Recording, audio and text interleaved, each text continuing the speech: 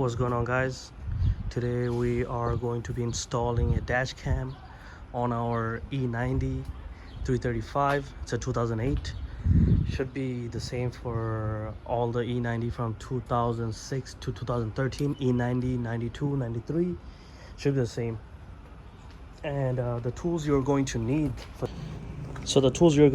is for me, I needed a 3/8 and a 1/4 inch ratchet because these are different sizes sockets. So you're gonna need a Torx T20 Torx right there. You're going to need one of this Allen socket, which is a size 4, and you're going to need an extension and a screwdriver. I have a silicone from the last time I used it, but you need a small screwdriver. Now once we come inside the vehicle, first thing we need to do is remove this whole, like drop the glove box. There's this that's holding it. You have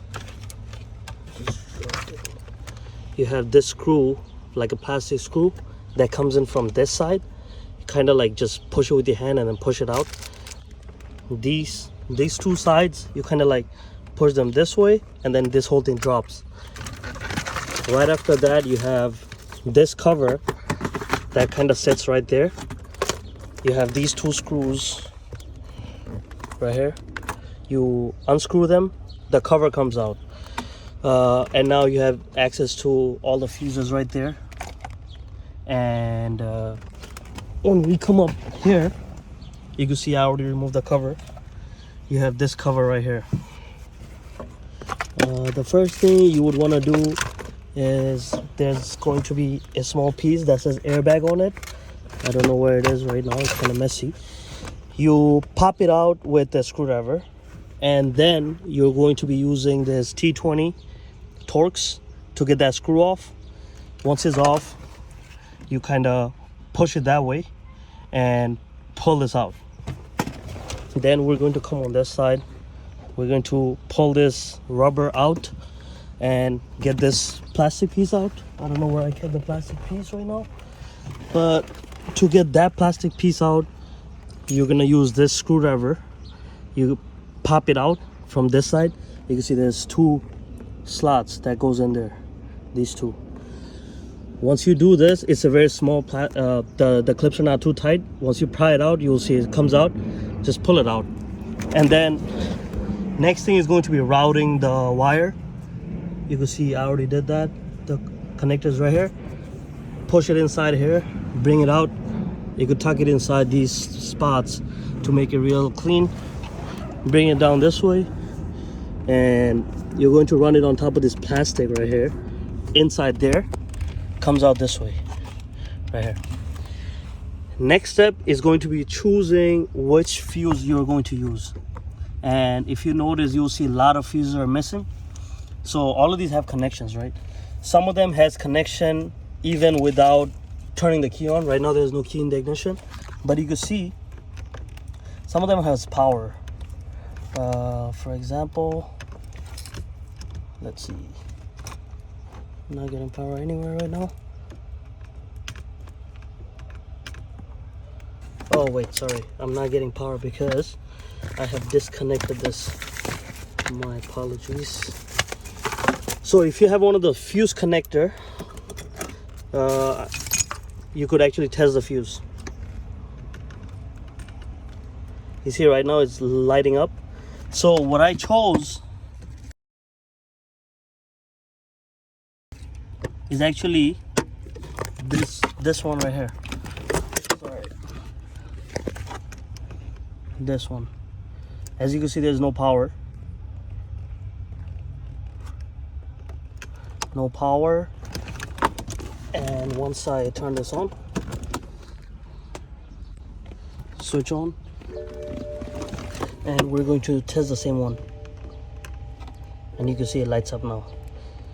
So what that means is when I'm driving and when I have my key in the ignition, the dash cam will be on.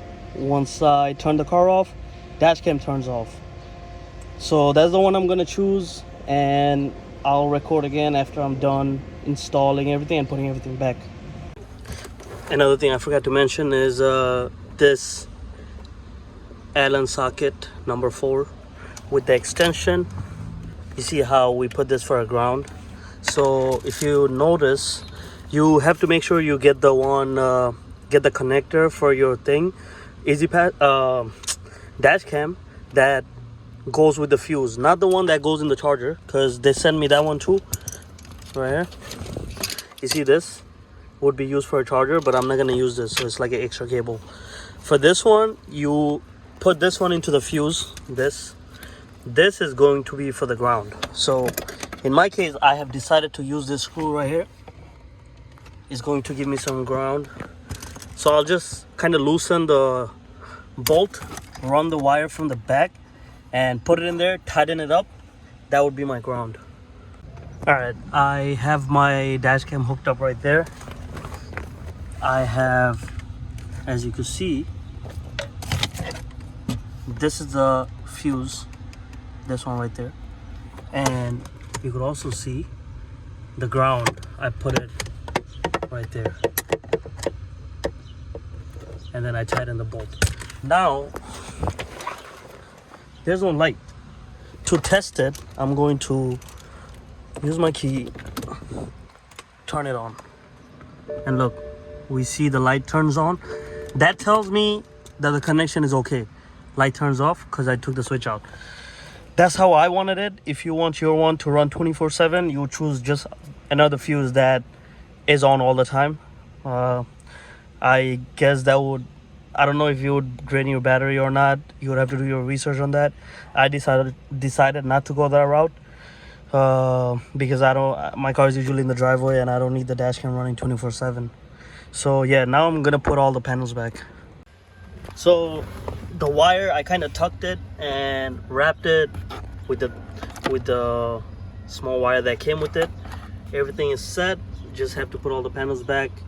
I know if you go to the shop, they charge anywhere from like $60 to $100 depending on your car. This is pretty straightforward as long as you have the tools needed. If you don't have the Torx set, make sure to buy one. You can buy a set for like 20-30 bucks on Amazon.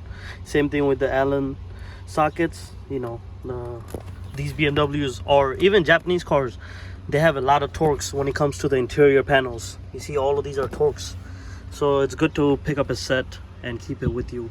For me, I have this set. I believe I bought it off Amazon, to be honest, a couple years back, but it's pretty nice. And get the here's how it looks with the cover off. Word of advice when working on this, if you're touching other tools that are like dirty, don't touch this, because I just made this dirty, so I'll probably clean it up later. But yeah, that's how it is. And let me find the cover for this. Here's a cover that stays right here that says airbag on it.